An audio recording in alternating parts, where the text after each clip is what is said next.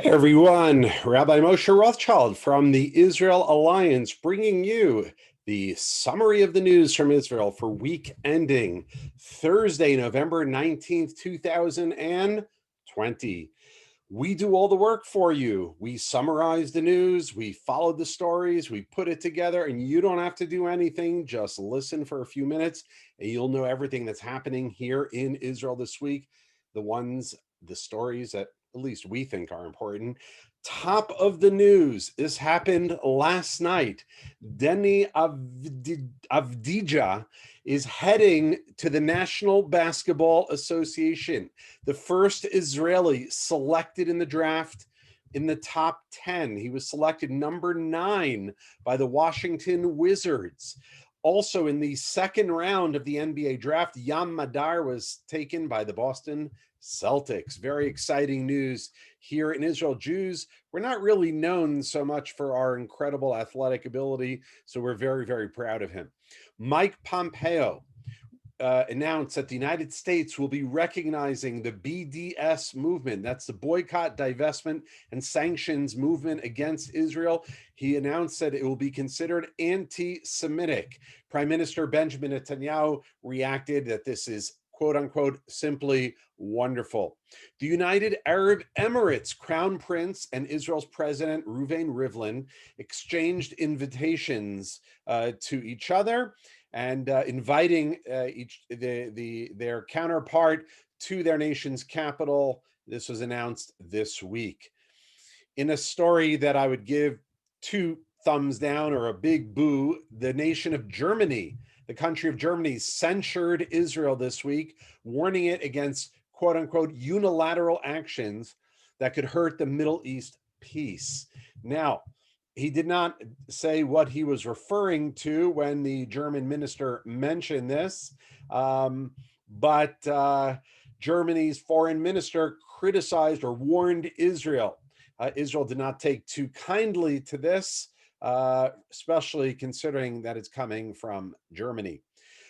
This week, it was announced that Israel is negotiating to purchase the British coronavirus vaccine as well from AstraZeneca, which is a British company. By the way, I did not know that. I always thought they were a US company. But AstraZeneca is a British company, a British pharmaceutical, and Israel will be buying as well vaccine from them in addition to Pfizer and Moderna.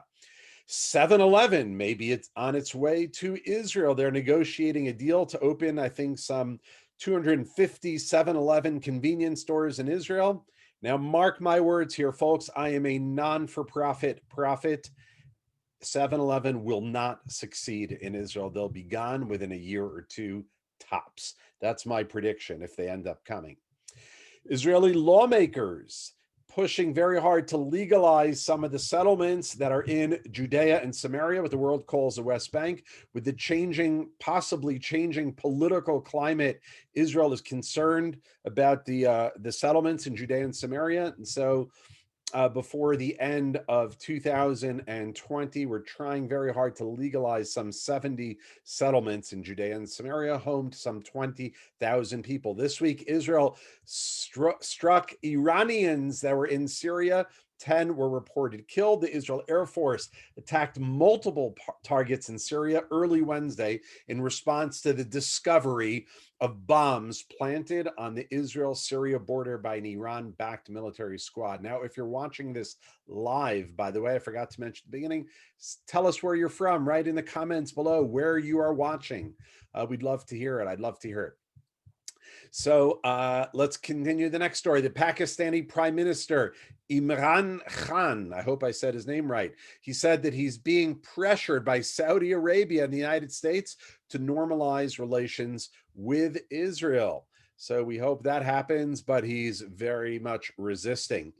This week, this is not necessarily directed at Israel per se, but it could have an effect. The FBI announced this week in their statistics in the past year, Jews were targeted in 60% of US hate crimes compared to 13% Muslims. We're talking about hate crimes among religious groups, and out of the 650 religiously motivated hate crimes, 60.3% were against the Jewish people. Why is this related to Israel? Because I encourage Jews to be able to prepare themselves if they ever have to flee, if they ever have to leave. They have a home here in Israel to be ready for anything that might happen.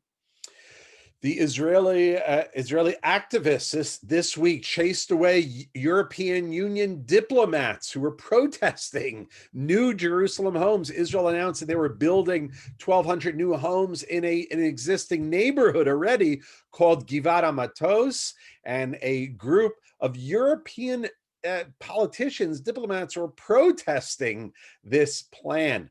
The Jerusalem Council member Aryeh King led a group to in a counter protest, and he said, I quote, "We came to tell the European Union that Israel is not a colony. It's an independent country that does not take orders from them." As they say in Hebrew, kol hakavod, all the honor to Aryeh King. Israel announced that a second astronaut ever is heading to space. Eitan Steva will be Israel's representative in the human effort to understand the miraculous mechanism that enables life on this globe. He will be the second astronaut from Israel. The first, of course, was Ilan Ramon. Unfortunately, was killed when the space shuttle blew up.